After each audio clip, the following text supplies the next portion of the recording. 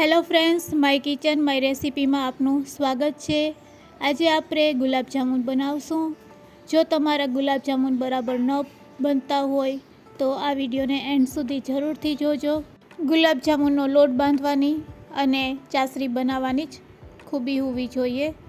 તો બધી ટ્રીક અને ટિપ્સ સાથે આજે આપણે આ ગુલાબ જામુન બનાવીશું। જો તમારે પણ આવા રસીલા ગુલાબ જામુન બનાવવા હોય તો રેસીપીને એન્ડ સુધી જરૂરથી જોજો। રેસીપી સારી લાગે તો લાઈક અને શેર કરવાનું ભૂલશો નહીં। અને જો તમે મારી ચેનલ ઉપર નવા હોય અને મારી ચેનલને હજુ સબસ્ક્રાઈબ ન કરેલ હોય તો અત્યારે જ સબસ્ક્રાઈબ કરી બાજુનું બેલ બટન દબાવવાનું ભૂલશો નહીં, જેથી કરીને તમને મારા નવા વિડીયોનું નોટિફિકેશન મળતું રહે। તો બજારમાં આ રીતે રેડીમેડ પેકેટ મળે છે। 175 ગ્રામના પેકેટમાંથી આજે આપણે આ ગુલાબ જામુન બનાવીશું। અંદાજિત 35થી 40 નંગ જેટલા ગુલાબ જામુન બનીને આપણા રેડી થશે। તો ચાલો હવે આપણે ગુલાબ જામુન બનાવવાની શરૂઆત કરીએ। તો પેકેટને આપણે તોડી લેશું અને લોટને આપણે એક બોલમાં લઈ લેશું। તો આ રીતે લોટને બોલમાં લીધા પછી લોટમાં જેટલા પણ ગઠ્ઠા દેખાય છે તેને આપણે ચમચીથી ભાંગી લેશું। તો આ રીતે પહેલાં લોટને સરસ સોફ્ટ કરી લેશું। તો અહીંયા આપણો લોટ સરસ સોફ્ટ થઈ ગયો છે। હવે આપણે તેમાં દૂધ એડ કરવાના છે। તો દૂધ એડ કરવા માટે આપણે મેઝરમેન્ટ માટે કપનો ઉપયોગ કરશું। તો 1 કપ જેટલું આપણે પહેલાં દૂધ લેશું અને તેમાંથી આપણે થોડું થોડું દૂધ લોટમાં એડ કરતા જઈશું અને એક મિશ્ર રેડી કરીશું। અત્યારે આપણે લોટ બાંધવાનો નથી, ફક્ત દૂધ નાખી અને દૂધ અને લોટને મિક્સ કરી લેશું અને એક મિશ્ર રેડી કરીશું। તો આ રીતે થોડું થોડું દૂધ એડ કરતા જવાનું અને ગુલાબ જામુનનું મિશ્ર આપણે રેડી કરીશું। તો આપણે 1.5 કપ જેટલું અહીંયા દૂધનો ઉપયોગ કરેલ છે। તમે દૂધની જગ્યાએ પાણીનો પણ ઉપયોગ કરી શકો છો। તો તમે જોઈ શકો છો આ રીતે મિશ્ર સેજ તમને ઢીલું લાગશે, પણ અત્યારે આપણે મિશ્રને ખાલી આ રીતે જ મિક્સ કરવાનું છે અને પછી તેને આપણે 5 મિનિટ માટે રેસ્ટ આપી દઈશું। અને 5 મિનિટ રેસ્ટ આપ્યા પછી તેમાંથી આપણે લોટ બાંધીશું અને પછી ગુલાબ જામુનના ગોટા બનાવીશું। તો હવે તેને આપણે 5 મિનિટ માટે આ રીતે ઢાંકી અને રેસ્ટ આપી દઈશું। ત્યાં સુધી હવે આપણે તેની ચાસરી રેડી કરી લેશું। તો ચાસરી બનાવવા માટે આપણે 1 વાટકીના મેઝરમેન્ટથી 3 વાટકી જેટલી ખાંડ લેશું। ચાસરી બનાવવા માટે આપણે કઢાઈમાં 3 વાટકી ખાંડની છે તે એડ કરી દઈશું અને જે વાટકીના મેઝરમેન્ટથી આપણે ખાંડ લીધેલ છે તે જ વાટકીના મેઝરમેન્ટથી આપણે 3 વાટકી જેટલું પાણી એડ કરશું।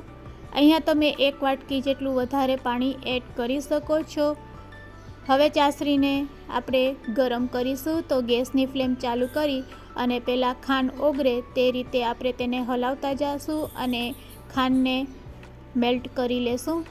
તો અહીં આપણી ખાંડ મેલ્ટ થઈ ગઈ છે। તો હવે તેમાં આપણે એલચીનો પાવડર અને થોડુંક કેસર એડ કરી દઈશું અને 5 મિનિટ માટે હાઈ ફ્લેમ ઉપર સતત ચાસરીને આપણે ગરમ કરીશું। તો બંને વસ્તુ એડ કર્યા પછી હવે આપણે 5 મિનિટ માટે હાઈ ફ્લેમ ઉપર ચાસરી રેડી કરીશું। તો આ રીતે સ્પેચ્યુલા કે તવેથાથી આપણે હલાવતા જઈશું અને ચાસરી આપણે રેડી કરી લેશું। તો આ રીતે 5 મિનિટ માટે આપણે હાઈ ફ્લેમ ઉપર ચાસરીને ઉકાળશું અને ખાંડના ક્રિસ્ટલ ન થાય તેના માટે આપણે કાગળમાં થોડુંક ઘી લગાડશું અને તેને કઢાઈમાં આ રીતે લગાડી લેશું। આ રીતે કરવાથી ખાંડના ક્રિસ્ટલ થશે નહીં અને આપણી ચાસરી છે એ ખૂબ જ સરસ તૈયાર થશે। તો 5 મિનિટ થઈ ગઈ છે, સરસ આપણી ચાસરી રેડી છે। તેને આ રીતે આપણે હાથમાં લઈને ચેક કરી શકીએ છીએ। અહીંયા આપણે કોઈ પણ પ્રકારનો તાર કરવાનો નથી, ફક્ત એક ચાસરીમાં શાઇનિંગ આવે અને તેલી પદાર્થ જેવું આપણી ચાસરી લાગે એટલે આપણી ચાસરી છે એ રેડી છે।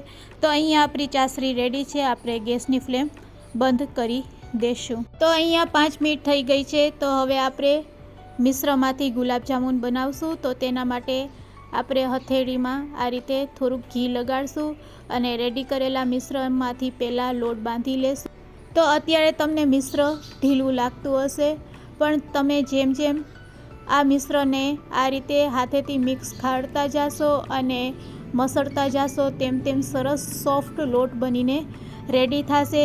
તો આ રીતે તમે ગુલાબજામુનનો લોટ રેડી કરશો તો તમારો જે પ્રશ્ન હોય છે કે તળતી વખતે અંદર ગોટી રહી જાય છે, તો તે પ્રશ્ન તમારો દૂર થઈ જશે. તો તમે જોઈ શકો છો સરસ ગુલાબજામુનનો લોટ આપણો સોફ્ટ એવો બંધાઈ ગયો છે. તો ચાલો હવે આપણે તેમાંથી ગુલાબજામુન બનાવીશું.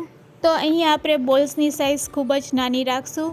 તો અહીંયા લોટમાંથી સેજ નાનો લુઓ લઈ અને હાથમાં આ રીતે પ્રેસ કરી અને હળવા હાથેથી આ રીતે રાઉન્ડ શેપ આપવાનો. તો તમે જોઈ શકો છો આ રીતે આપણે પહેલાં રાઉન્ડ શેપમાં બધા ગુલાબજામુન બનાવીને રેડી કરી લેશું. ફરીથી તમને બતાવવાનો પ્રયત્ન કરું છું. આ રીતે હથેળીમાં પ્રેસ કરી પછી હળવા હાથેથી તેને આ રીતે રાઉન્ડ શેપ આપવાનો. તો તમારે ગુલાબજામુનની સાઇઝ નાની જ રાખવાની, જેથી કરીને જ્યારે તમે તળીને ચાસણીમાં નાખશો તો તેની સાઇઝ બમણી થશે. તો અહીંયા આપણે બધા ગુલાબજામુનના બોલ્સ બનાવી લીધા છે. અંદાજિત 35 જેટલા બોલ્સ બનીને રેડી થયા છે. હવે ગેસની ફ્લેમ ચાલુ કરી એક કડાઈમાં આપણે ઘી એડ કરશું અને ઘીને આપણે ગરમ કરી લેશું. તો અહીંયા મારું ઘી છે એ યુઝ કરેલું છે. તો આ ઘીને આપણે આ રીતે ચેક કરશું. આ રીતે થોડોક લોટ નાખી અને લોટ ધીરે ધીરે ઉપર આવે તો તમારે સમજવાનું કે ઘી આપણું રેડી છે તળવા માટે. તો આ રીતે ઘી આપણું ગરમ થઈ ગયું છે. તો આપણે ગેસની ફ્લેમ એકદમ લો રાખી અને બધા બોલ્સ તેમાં એડ કરી દેશું અને આ રીતે જારાની મદદથી હળવા હાથેથી તેને આપણે તળી લેશું. તો અહીંયા તળતી વખતે ખૂબ જ ધ્યાન રાખવાનું કે ઘી છે એ એકદમ ગરમ ન હોવું જોઈએ અને ગેસની ફ્લેમ હાઈ ન હોવી જોઈએ. જો તમે આ બે બાબતનું ધ્યાન રાખશો તો તમારા ગુલાબજામુન સરસ તળાઈને રેડી થશે અને અંદર જે ગોટી થવાનો પ્રશ્ન છે એ પણ નહીં રહેશે. તો લોટ બાંધવાની ખૂબી અને તળવાની ખૂબી અને ચાસણી બનાવવાની ખૂબી હોય તો આપણા ગુલાબજામુન બજાર જેવા જ બનીને રેડી થાય છે. તો આ રીતે ગુલાબજામુન તળાઈ જાય એટલે આપણે ચાસણીમાં એડ કરશું. હવે ચાસણી કેવી રાખવાની? તો તમે જ્યારે ગુલાબજામુન તળીને ડાયરેક્ટ ચાસણીમાં નાખો ત્યારે તમારી ચાસણી હોય એ નવશેકું ગરમ હોવી જોઈએ. ખૂબ જ ગરમ નહીં અને ખૂબ જ ઠંડી નહીં. જો તમારી ચાસણી નવશેકું ગરમ હશે અને તળેલા ગુલાબજામુન તમે તેમાં એડ કરશો એટલે જાંબુ છે એ ચાસણી એબ્ઝોર્બ કરી લેશે અને સરસ સોફ્ટ બની જશે અને રસીલા બનશે. તો આ રીતે ગુલાબજામુન તળાઈ જાય એટલે તરત જ તેને આ રીતે બીજા જારામાં લઈ અને નવશેકું ચાસણીમાં તમારે એડ કરી દેવાના. તો આ રીતે તમે બધા ગુલાબજામુનને ચાસણીમાં એડ કરશો એટલે તમારા ગુલાબજામુન આ પ્રકારના બનીને રેડી થશે. તો રેડી છે આપણા ગુલાબજામુન સર્વ કરવા માટે. જો અંદરથી કેટલા સરસ રસીલા અને સોફ્ટ બનીને રેડી થયા છે તમને બતાવવાનો પ્રયત્ન કરું છું. તો તમે પણ તહેવારમાં જરૂરથી ટ્રાય કરજો. ખૂબ જ સરસ ટેસ્ટી એવા ગુલાબજામુન આપણા રેડી છે. આજની આ રેસીપી કેવી લાગી તે મને કમેન્ટ્સમાં જરૂરથી કહેજો અને રેસીપી સારી લાગી હોય તો શેર કરવાનું ભૂલશો નહીં. Thanks for watching.